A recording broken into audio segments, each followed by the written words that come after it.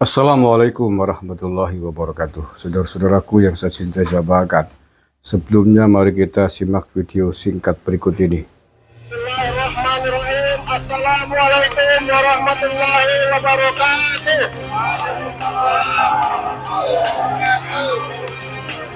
Kepada seluruh kaum muslimin dimanapun berada, marilah kita bersatu dalam jamaah.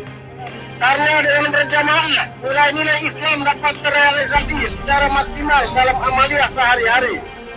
Dengan berjamaah, terwujud kekuatan dalam perjuangan dan kekompakan umat bagaikan satu jasad yang utuh.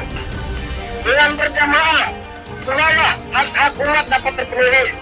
Dengan berjamaah, peradaban Islam dapat dibayang sebagai rahmat bagi semesta alam. Dengan berjamaah, sumber daya alam dan sumber daya manusia dapat terjaga dengan baik. Dan dengan berjamaah lah, hukum-hukum Allah dapat diterapkan. Takbir!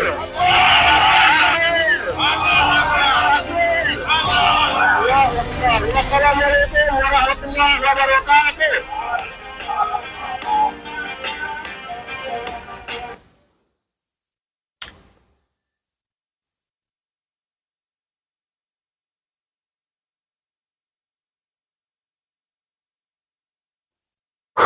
Video ini dari captionnya ini downloadan dari akun TikTok Nasroh Bandar Lampung. Setelah saya cek, Nasroh Bandar Lampung itu adalah kelompoknya Khilafatul Muslimin, pimpinan Abdul Qadir Hasan Baroja. Kelompok yang ingin mendirikan, menegakkan negara Islam. Simpelnya begitu, di bawah bendera Khilafatul Muslimin.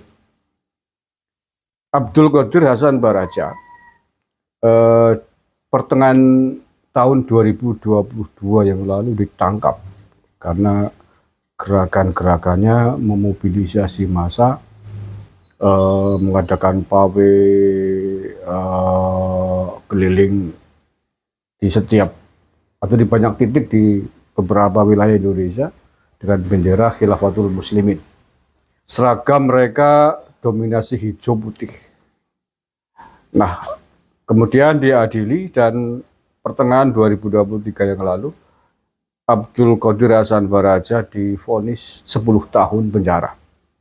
Udah tua beliau, dan beliau memang sudah pernah keluar masuk penjara dalam urusan yang sama, urusan terorisme. Selain Abdul Qadir Hasan Baroja, ada sekitar 10 pengikutnya yang lain yang juga divonis yang sama dalam kasus yang sama bersama dengan kasus tersebut. Pengikutnya bervariasi, rata-rata 5 tahun, ada yang 7 tahun, ada yang 6 tahun.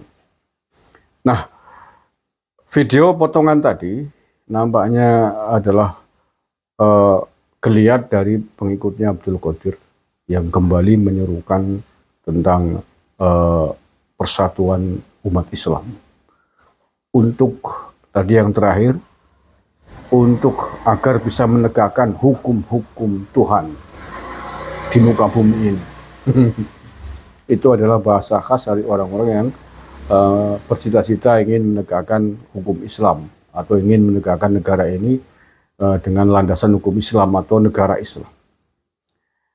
Kelompok ini berbeda dengan kelompok khilafah yang lain, walaupun sama-sama ingin mendirikan negara Islam, ingin khilafah Islamiyah, tetapi beda faksi, beda wadah, beda organisasi, beda pimpinan, beda khalifah. Kalau ini khalifahnya adalah Abdul Qadir Hasan Baroja, kemudian di faksi yang lain ada HTI yang sudah dibubarkan, Hizbut Tahrir Indonesia, khalifahnya belum jelas, karena ini organisasi ini adalah di Inggris pusatnya. Di Indonesia pentolan-pentolan tokoh-tokohnya diantaranya yang sudah sangat sering seliwar-seliwar di media ada Felix Sio, ada Ismail Yusanto, ada Agung-Agung Sabah itu, kemudian ada yang suka demo tuh kuar-kuar yang kering, jenggoteng lawir Sabah itu, lupa namanya, yang setiap saat di dalam aksi unjuk rasanya pasti ingin khilafah. Bahkan pernah mengajukan proposal khilafah. Mereka ingin mengajukan proposal khilafah kepada pemerintah ini.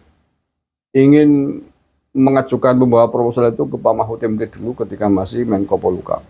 Bahkan yang sudah itu di Jogja, di Pemprov atau di depan Wakil Rakyat DPRD Provinsi Yogyakarta.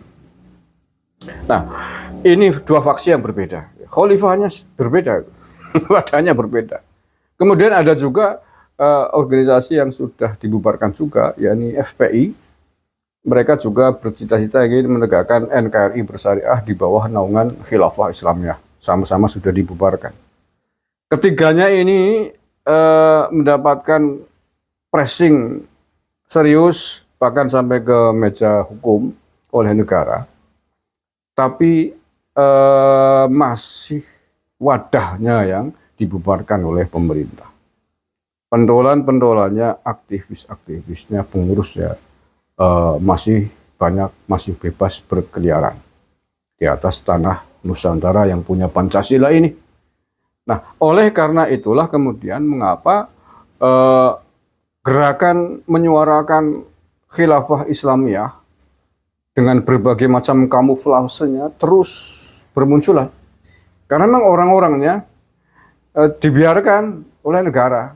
Saya nggak tahu apakah negara memang memandang ini tidak serius, memandang ini bukan ancaman, bukan bahaya, walau alam iswa.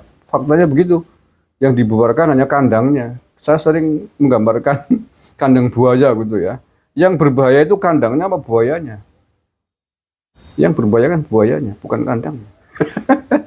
Kandang dibubarin, dibakar, dihancurin, bisa bikin lagi kok dengan stempel logo kandang yang lain kok. Lah ya, mereka ya senang dong. Kalau menurut saya yang berbahaya ya buayanya. Justru kandangnya dihancurin, dibubarkan, ditutup, buayanya kemudian dilepaskan. Yang belarang-belarang akhirnya buayanya akhirnya kemana-mana liar, lepas tanpa kontrol, tanpa kendali, nyelusup ke lorong-lorong rumah warga, ke pos ronda, ke warung-warung makan. Ya akhirnya nggak terkendali dengan kamuflase-kamuflase yang ada. Oh, namanya buaya, no? Kencotnya ngeledak ke wong kan begitu. Sama dengan gerakan ini. Mereka sudah punya doktrin bahwa negara ini harus ditegakkan dengan dasar hukum Islam. Kalau bukan hukum Islam, landasan atau hukum-hukum yang dipakai pada suatu negara dianggap sebagai sebuah negara kafir atau negara tauhid. Ya kan, aktivis mereka kan mengatakan negara ini negara tauhid gitu ya. Makanya nggak mau hormat merah putih, untuk upacara bendera juga nggak mau. Masih banyak begitu. Dan walaupun beberapa sudah banyak ya kemudian kembali ikrar setia kepada NKRI, terutama yang sudah ditangani oleh pemerintah, oleh BNPT, oleh Densus 88. Ada yang di penjara berikrar, ada yang di luar pengikutnya. Tapi yang belum banyak sekali masih. Ya contohnya ini tadi. Pimpinannya sudah di penjara 10 tahun, tapi jamaahnya masih meneriakan untuk bersatu dalam sebuah jamaah. Sekilas nggak ada persoalan itu dengan narasinya. Mari berjamaah, sekilas nggak ada persoalan. Sekilas baik. Nah ya apa salahnya sih mengajak orang berjamaah bersatu. Tetapi bahwa karena yang menyuarakan kelompok ini, itu maksudnya berbeda. Maksudnya tentu lain dengan pengertian jamaah yang selama ini dipahami oleh kita semua. Pengertian jamaah oleh mereka yang dipahami ya jamaah dalam satu wadah besar negara Islam. Negara ini bagaimana diwujudkan, didirikan atas dasar hukum-hukum Islam kan begitu. Hukum-hukum Tuhan, karena itulah yang benar menurut mereka.